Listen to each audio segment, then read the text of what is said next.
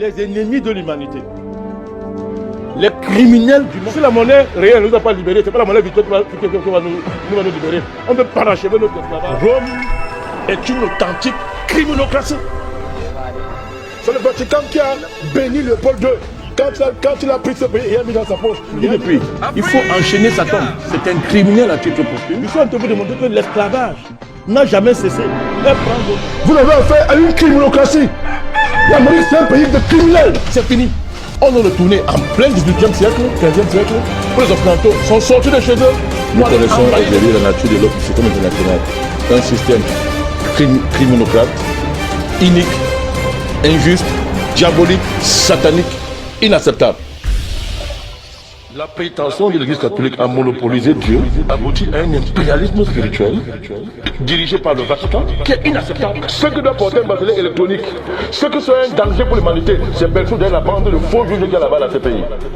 Les migrants, par exemple, sont la conséquence directe des rapports d'exploitation violents que l'Europe impose aux Africains. La France, les États-Unis, l'Angleterre, l'Union européenne, tous ces gens-là ne sont plus dignes de parler dans le monde si ce monde-ci fait appeler un monde civilisé.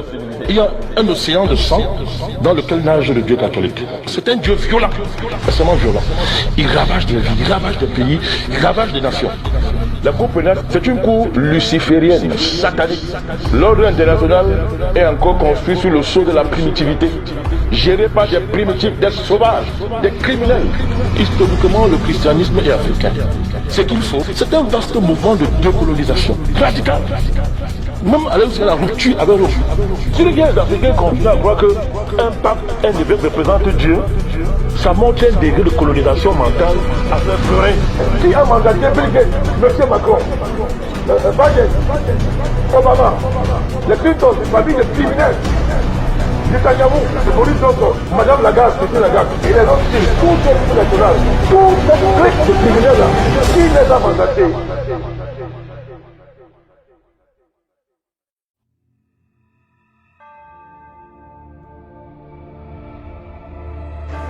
Mesdames, Messieurs, peuple du monde entier, peuple du Cameroun, peuple d'Afrique, depuis 10 ans et bientôt 11 ans, nous nous sommes lancés dans une croisade néo-panafricaniste pour renverser l'impérialisme international et ouvrir les perspectives de l'humanité. Dans une première phase, le panafricanisme était un panafricanisme pétitionnaire. Nous avons dénoncé, nous avons mis sur la table les débats qui étaient tabous. Nous avons transformé l'imaginaire des peuples africains. Et nous avons imposé l'Afrique désormais comme étant un acteur majeur de la géopolitique mondiale parce que désormais elle sait où elle va et elle a les clés de la géopolitique. Nous sommes en guerre, c'est la déchéance totale. Nous battrons Macron. Il y a des moments où l'histoire s'impose à des peuples. Les Africains n'ont pas le choix. Parce que le sens de l'histoire, en ce début de siècle, 21e siècle, c'est que c'est l'Afrique qui doit conduire les destinées de l'humanité. Ce n'est pas un débat, c'est comme ça.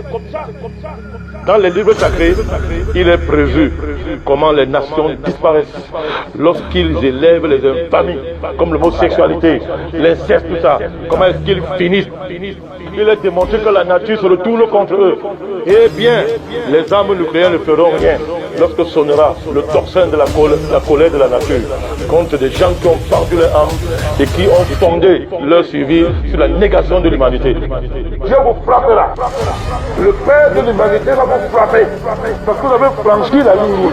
Une émission pour être aussi forme de prière qu'on élève en direct à notre Père qui nous a créés en tant que représentation de la figure de Dieu. L'humanité est sacrée. Les illuminatifs là, ce vampire là, ils ont touché Dieu. Ils ont franchi la ligne rouge. Ils seront détruits.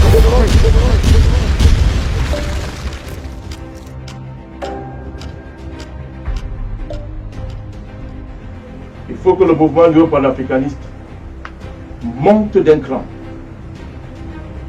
passe à la vitesse supérieure pour parachever sa dynamique et entrer dans sa destinée.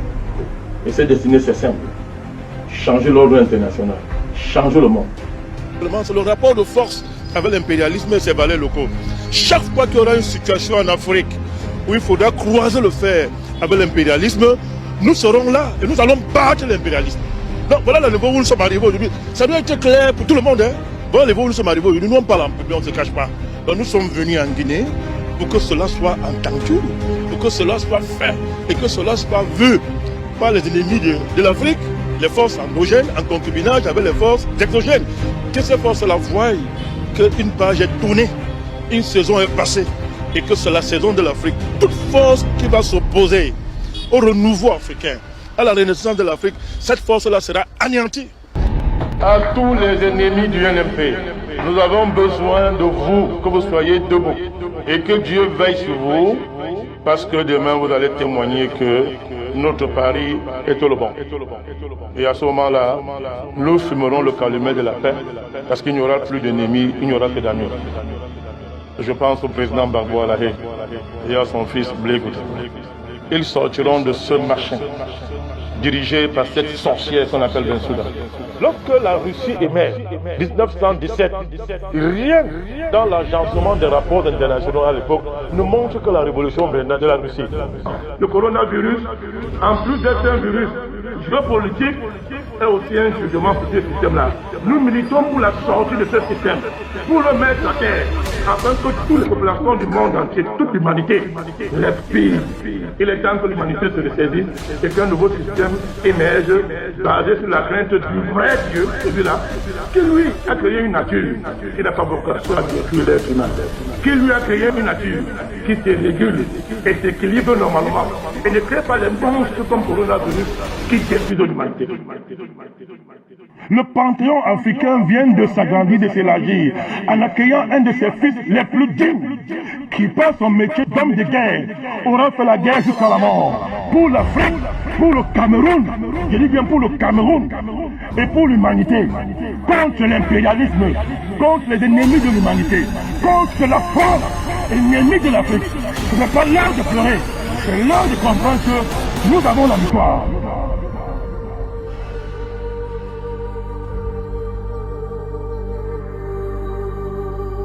Ceux qui sont derrière le coronavirus créeront depuis des années l'avènement d'un nouvel ordre mondial.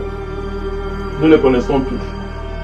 Mais nous aussi, nous parlons d'un nouveau monde qui n'a rien à voir avec le nouvel ordre mondial. Le nouveau monde dont nous parlons, c'est un monde de justice, c'est un monde de paix. Ce nouveau monde, ce serait un monde qui serait réconcilié avec le Créateur universel, le Père universel de tous. Dieu, oui, nous l'assumons, nous l'assumons. Le monde nouveau qui arrive, c'est un monde qui fera une place centrale à Dieu, Créateur du ciel et de la terre. Pas dans une démarche religieuse. Un monde où les LGBT ne seront plus une valeur. Un monde où la famille telle que nous l'avons connue retrouvera sa place et sa couronne glorieuse.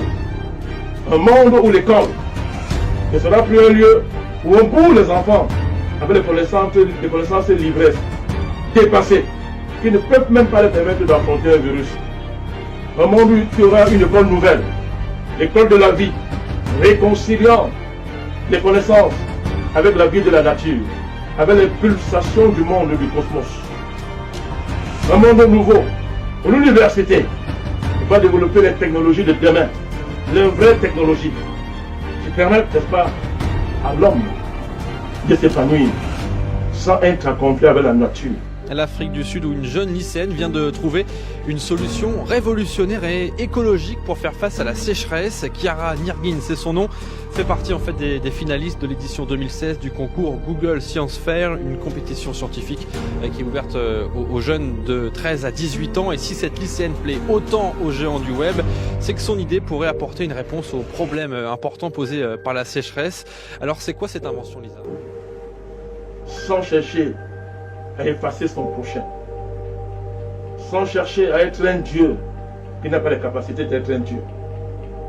Le monde de demain, qui est au cœur de notre dynamique, c'est un monde où l'homme et la femme se donneront la main pour vivre ensemble. Pas un monde où ils seront en guerre, guerre fécondée par l'impérialisme et la cupidité capitaliste. Le monde de demain, c'est un monde pour la modernité va se réconcilier avec les sagesses, les plus vieilles sagesses qui viennent des premiers âges de l'humanité. Oui, mesdames, messieurs, notre modernité nous effraie aujourd'hui parce qu'elle n'a pas d'âme et elle n'a pas de sagesse. Nous avons besoin de la sagesse. Nous avons besoin de la confiance. Et ces deux valeurs ne peuvent nous venir que d'une connexion avec le cosmos, avec Dieu. L'humanité est en train de dépasser la globalisation pour se lancer dans l'aventure cosmique où elle va découvrir les merveilles de la création. Mais pour cela, il faudra que les mentalités humaines évoluent. Il faudra que nos esprits changent. Il faudra vraiment que nous entrions dans la civilisation de l'universel.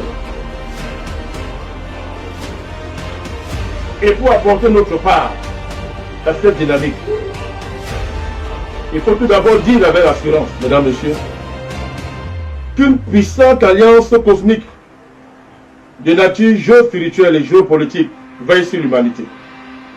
Cette alliance est présidée par le Père universel de tous.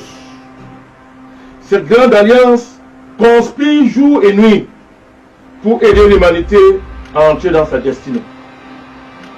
Cette alliance cosmique est de loin supérieure à l'alliance maléfique et globale qui veut exterminer l'humanité. Le NMP fait partie de cette alliance cosmique. Les âmes de cette organisation particulière sont spirituelles et ne relèvent pas de la chair. Les ennemis de l'humanité ne les connaissent pas. Mesdames, messieurs, le monde, à la faveur du Covid-19, négocie un tournant majeur de son histoire. Mais nous croyons à la capacité des hommes et des femmes, non seulement à résister à la menace, mais à l'écraser et à la vaincre. Oui, nous vaincrons le Covid. Le monde sortira vainqueur du Covid. Il est déjà sorti vainqueur. L'humanité va triompher du Covid. L'Afrique va vaincre le Covid et va dépasser tous ces plans sordides et criminels qui ont décidé de l'anéantir.